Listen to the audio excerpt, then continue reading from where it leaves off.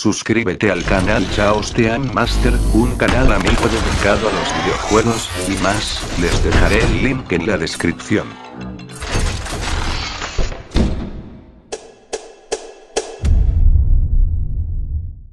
De un tiempo a esta parte, ha existido mucha curiosidad por conocer más acerca de la historia de Jesús.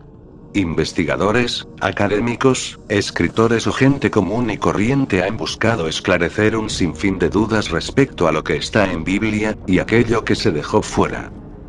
Bienvenidos, soy Michel Z y esta vez hablaré sobre los libros apócrifos. Sin más que decir, empecemos. Es conocido que Jesús, al contrario de otros fundadores de religiones, no dejó nada escrito mientras vivió. Su mensaje lo transmitía de manera oral a sus discípulos y apóstoles, los que a su vez, lo dieron a conocer a través de la predicación a las primeras comunidades cristianas. Pero es a partir de la primera mitad del siglo I, que el mensaje que fundará las bases de la Iglesia Católica, comenzó a materializarse en la forma escrita que ya conocemos como Evangelios. San Lucas, San Mateo, San Juan y San Marcos. Los textos de San Mateo y San Juan fueron escritos por testigos directos de la predicación de Jesús, mientras que San Marcos y San Lucas por testigos indirectos que reunieron la información de otras personas. La validez general de los cuatro escritos fue constatada a finales del siglo II en el testimonio de Ireneo de León.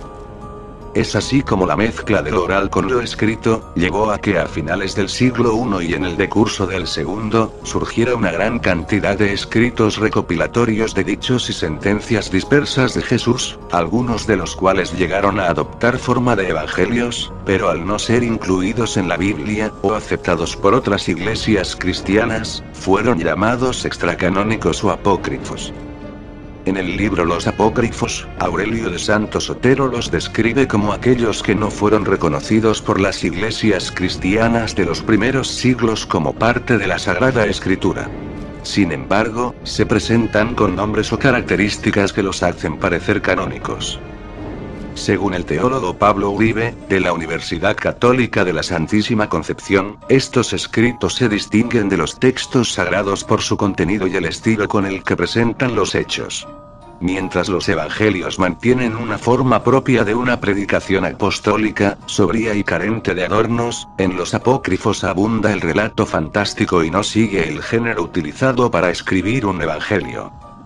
Además, los apócrifos se diferencian de los evangelios, ya que estos últimos apenas señalan la autoría de quienes los escribieron, mientras que los extracanónicos resaltan varias veces el nombre de algún miembro distinguido de la comunidad que supuestamente lo produjo. Uribe explica que los apócrifos intentan completar la vida de Jesús, pero distan mucho de los contenidos incluidos en la Biblia. Muchos de ellos datan de tiempos más lejanos al de los textos bíblicos. Aparecen años después. En general, se han transformado en una corriente muy estudiada dentro de la teología, ya que permiten conocer las distintas creencias que van mostrando otra manera de pensar, indicó Uribe. Entre los apócrifos más estudiados, ya sea porque se acercan más a las Sagradas Escrituras o al tiempo en que se escribieron los evangelios son: Evangelio de Tomás. Jesús no es el único Hijo de Dios. Según el padre Ramón Trevijano, miembro de la Pontificia Comisión Bíblica del Vaticano y profesor emérito de la Facultad de Teología de la Universidad de Salamanca, de todos los apócrifos, este es el más importante. Se trata de una colección de 114 logias o dichos breves de la que se escribió mucho durante los años 60. Y a pesar de su redacción diferente a la encontrada en los canónicos, un tercio de ella coincide con el de las Sagradas Escrituras.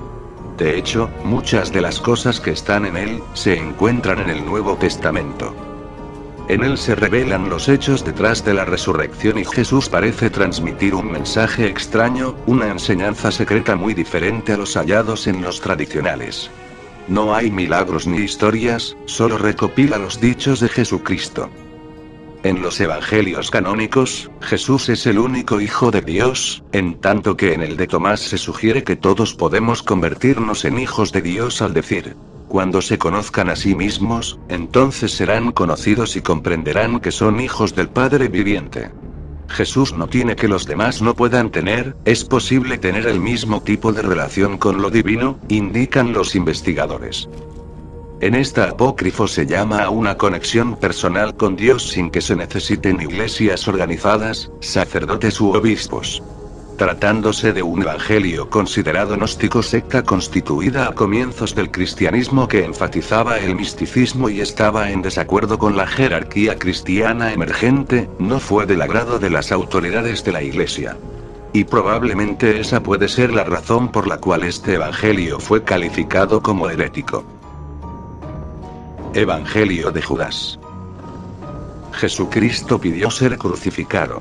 Su popularidad comenzó a gestarse en 2006 cuando la National Geographic Society publicó el trabajo de restauración y traducción del manuscrito hallado en 1970 en Egipto. Se presume que el apócrifo de Judas Iscariote fue escrito durante el siglo II. Impacto generó el documental dedicado a este evangelio que lanzó Nat Geo, ya que en él la figura de Judas no es la del famoso traidor como afirma la Biblia, sino que acá es el discípulo favorito de Jesús, el que si bien lo entregó a las autoridades romanas, fue siguiendo las órdenes de su maestro. Evangelio de María Magdalena. La verdadera líder de la Iglesia cristiana. Otra de las escrituras olvidadas más convincentes fue la hallada en Egipto en 1896, y corresponde a la de María Magdalena. Sin embargo, no es la misma mujer que tiene un papel asignado por la Iglesia como el de la prostituta arrepentida y reformada, sino que acá es una discípula bien amada y miembro del círculo interno de Jesús. Si el Evangelio de María Magdalena es auténtico, significa que en algún momento las mujeres fueron líderes poderosas de la Iglesia cristiana, y que ella fue la líder de los apóstoles. En este se detallan las instrucciones secretas que Jesús solo le dijo a María Magdalena, como la revelación de ciertas cosas sobre la vida después de la muerte en términos gnósticos. Esto ya que en los 4 evangelios tradicionales, se describe como un paraíso de gran felicidad, pero en el de María incluye un extraño viaje del alma en el que la persona muerta se encuentra con criaturas angélicas y demoníacas a medida que el alma se abre paso hacia el cielo, según el manuscrito. Evangelio de Pedro. Los misterios de la resurrección de Jesús. En 1886, arqueólogos franceses que trabajaban en Egipto descubrieron una antigua tumba cristiana, en cuyo interior había un monje del siglo VIII. En sus manos había un libro llamado el Evangelio de Pedro, siendo uno de los primeros textos perdidos en ser descubiertos. Este cuenta una versión muy diferente de la vida de Jesucristo. Es una historia temprana y alternativa, donde Jesús no sufrió dolor alguno mientras estaba en la cruz. Y tomaron 2 malhechores, y crucificaron al Señor entre ellos. Mas él se callaba, como aquel que no siente sufrimiento alguno. Asimismo afirma revelar un testimonio presencial de la resurrección, convirtiéndose en el único evangelio que intenta contar la historia de lo que pasó durante la resurrección, pues todos los evangelios bíblicos hablan de los resultados de esta, que la tumba estaba vacía, etc. En el texto dice la tumba estaba abierta, y los soldados lo vieron porque montaban guardia. Mientras explicaban lo que habían visto vieron salir a 3 hombres de la tumba. Cuando salen van sujetando un tercero, el que supuestamente es Jesús, y luego se oye una voz profunda que pregunta: ¿has predicado a los que están dormidos? Es así como la resurrección termina con Jesús y las otras 2 figuras subir al cielo, dejando a los testigos oculares asombrados.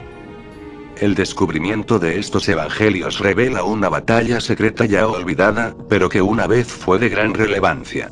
La pelea por el alma de la cristiandad. Por un lado hay un grupo devoto que desea una relación directa y espiritual con Dios y con sus propios evangelios, y por el otro, una creciente jerarquía de cristianos ortodoxos que solo aceptan 4 evangelios. Bien, con esto concluyó este vídeo, gracias.